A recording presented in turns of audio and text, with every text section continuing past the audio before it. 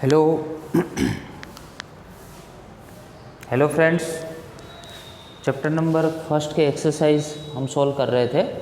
ठीक है, example number 1.16, what is the net flux of the uniform electric field of exercise 1.15 through a cube of side 20 centimetre oriented so that its faces are parallel to the coordinate plane. देखो यहाँ पे दो faces है cuboid के, ये first और ये second face. उसमें हमने याद हो तो आपको एग्जांपल नंबर इन लोगों ने बोला है कि 15 का रेफरेंस लेना है। उसमें इलेक्ट्रिक फील्ड हमने कौन सी डायरेक्शन में रखा था? पॉजिटिव एक्स डायरेक्शन में। क्लियर? तो ये जो पॉजिटिव एक्स डायरेक्शन में इलेक्ट्रिक फील्ड है तो फेस 1 और ये फेस 2 हो गया। ठीक है, चलो आप जानते हो कि इस साइड का जो एरिया वेक्टर होगा उसको हम A1 बोलते हैं, इस साइड पे होगा, और इस साइड का जो एरिया वेक्टर होगा वो क्या होगा? A2 एरिया वेक्टर होगा। आया समझ में? चलो, इलेक्ट्रिक फील्ड तो दोनों में क्या है बेटा? सेम ही है कि नहीं? क्लियर? चलो, तो इलेक्ट्रिक फील्ड के बारे में यहाँ पे डिस्कस करते हैं और साथ में जो यहाँ पे हमने फेस लिया उसके बारे में भी डिस्कस करते हैं। क्लियर? चलो तो parallel to the coordinate plane, तो हमें क्या फाइंड करना है? What is the net flux?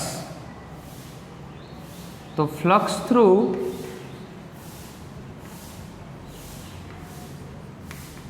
P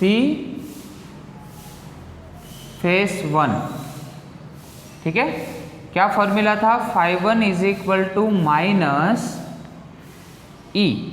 यहाँ पे ऐसा एक काम करते हैं, यहाँ पे पॉजिटिव E लेते हैं, ठीक है, इलेक्ट्रिक फील्ड, और इसके लिए A1 लेते हैं। अभी यहाँ पे देखो, through a cube of A side, ये क्यूबॉइड की साइड है, दैट मीन्स यहाँ की लेंथ L होगी तो यहाँ की लेंथ भी L ही होगी। तो L इंटू L, तो एरिया क्या बन जाएगा आपका? L² बन जाएगा। बट ये यहाँ से आपने ये वेक्टर सिंबल निकाला तो उसके साथ क्या लेना पड़ेगा? cos theta. समझ में आ रहा है कि नहीं? चलो, अभी इलेक्ट्रिक फील्ड तो इस साइड पे है, इस साइड पे इलेक्ट्रिक फील्ड तो ये पॉजिटिव एक्स डायरेक्शन में, तो एक दोनों के बीच में एंगल बेटा कितना क्रिएट हुआ? 180 का। चलो, तो AE और ये L² हो गया और cos 180, और cos 180 माइनस होता है तो माइनस EL² आया, φ1 की वैल्यू। वैसे ही सेम इस साइड के डायरेक्शन में करना है तो φ2 इज इक्वल टू क्या लिखेंगे? E तो सेम रहेगा, और साथ में क्या लिखेंगे? Dot A2। फॉर्मूला है अपने पास, A2 cos थीटा होगा। अभी देखो सेम डायरेक्शन में हो तो cos कितना होगा? 0 होगा। E और A2, यहाँ का भी लेंथ L और इसका भी L, क्योंकि क्यूबॉइड है तो L² हो जाएगा, और cos 0 1 होता है, EL² हो गया φ2। तो नेट फ्लक्स कितना आया? φ is equal to φ1 plus φ2, that means minus EL² and plus EL², तो नेट फ्लक्स कितना हुआ? 0। है समझ में? तो सेम साइड के, मतलब अगर आप क्यूब ले रहे हो 20 सेंटीमीटर के, सब जगह पे सेम है, ठीक है, तो उसमें अगर आप नेट फ्लक्स फाइंड करो तो क्या आएगा? 0। चलो 1.17, careful measurement of the electric field at the surface of black box indicates that the net outward flux through the surface box is, तो आपको फ्लक्स दिया हुआ है। फ्लक्स फाई की वैल्यू बेटा कितनी है? 8 into 10 to the power 3 newton metre square पर कूलम। आया समझ में? तो सबसे फर्स्ट बेटा आपको नेट फ्लक्स दिया हुआ है। नेट फ्लक्स से हमें क्या फाइंड करना है? What is the net charge? तो फ्लक्स से चार्ज फाइंड करने के लिए हमारे पास फॉर्मूला कौन सा था? तो गॉस लॉ आपको समझाया था। फाई इज इक्वल टू क्या था? Q by epsilon not. हमें फाइंड करना है net charge, and Q here is a net charge, तो यहाँ पे उसको सब्जेक्ट बनाते हैं, फाई इंटू एप्सिलॉन नॉट। चलो, फाई की वैल्यू कितनी है अपने पास? 8 इंटू 10 टू द पावर 3, और 8.854 इंटू 10⁻⁻12, ये तो फिक्स वैल्यू ही है ना। चलो, दोनों का मल्टीप्लिकेशन करते हैं और आंसर चेक कर लेते हैं कि अपना आंसर राइट है कि नहीं। 8 इंटू 8.854, क्लियर? तो 70.2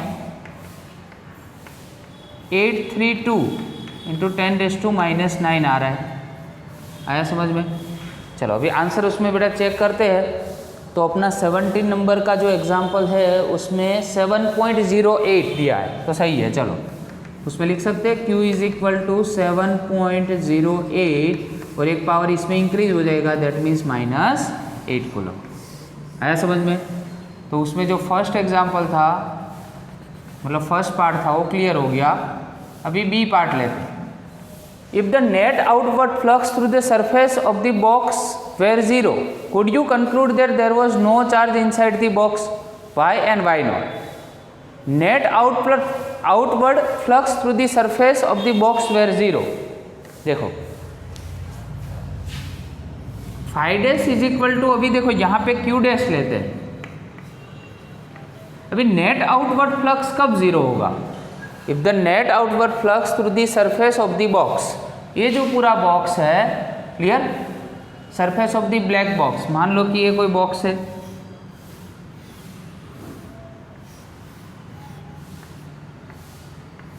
उसमें नेट फ्लक्स 0 है। नेट फ्लक्स 0 है, दैट मीन्स उसमें चार्ज क्या होगा? Q डैश 0 ही होगा। Q डैश अगर 0 होगा तभी नेट फ्लक्स 0 हो पाएगा ना, that's why phi dash is equal to 0।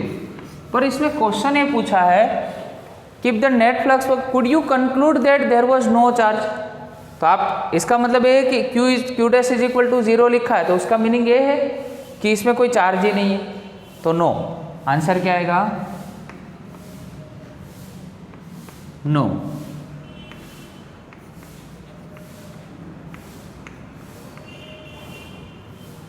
There is presence of charge inside the box, but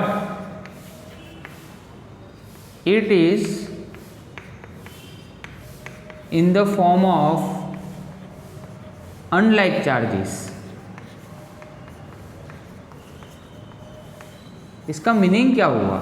unlike charges, इसका मीनिंग हुआ कि मान लो कि यहाँ पे +3 कूलम है और -3 कूलम है, तो चार्ज तो है। इन लोगों ने बोला है कि इसका मीनिंग ये है कि उसमें कोई चार्ज ही नहीं है। नहीं, चार्ज तो है, +3 है और -3 है, बट दोनों का सम करोगे तो क्या हो जाएगा? 0।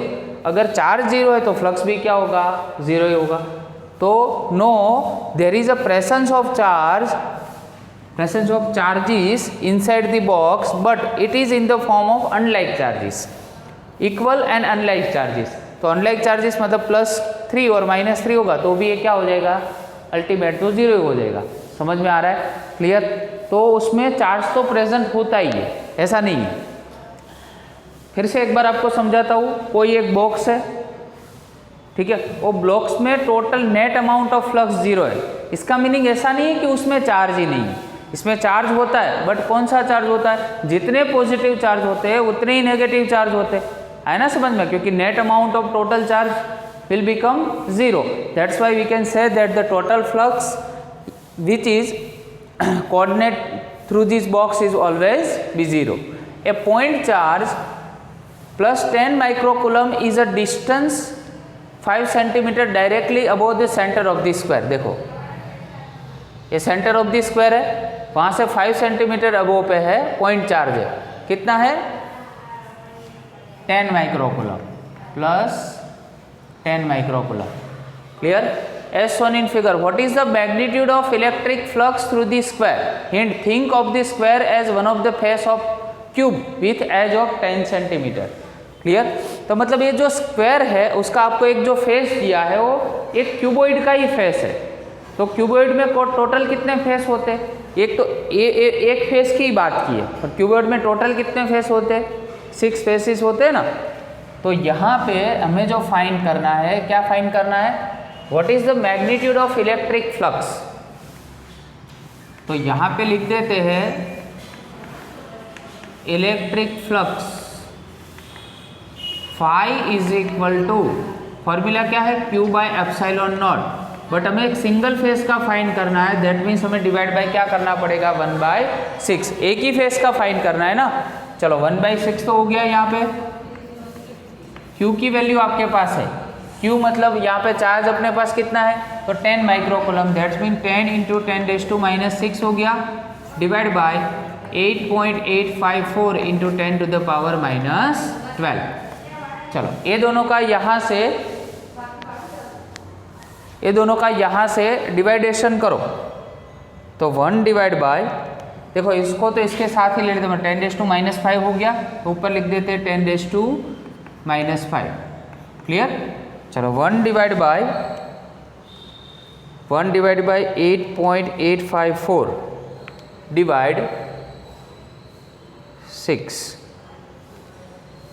फिर एक बार करते हैं 0.01882, 1 डिवाइड 6 डिवाइड 8.854, तो 0.01882 और 10⁻12 ऊपर गया, प्लस हो गया ना, तो 7 आया, तो 0.01882 इंटू 10⁻2 आया आंसर 7।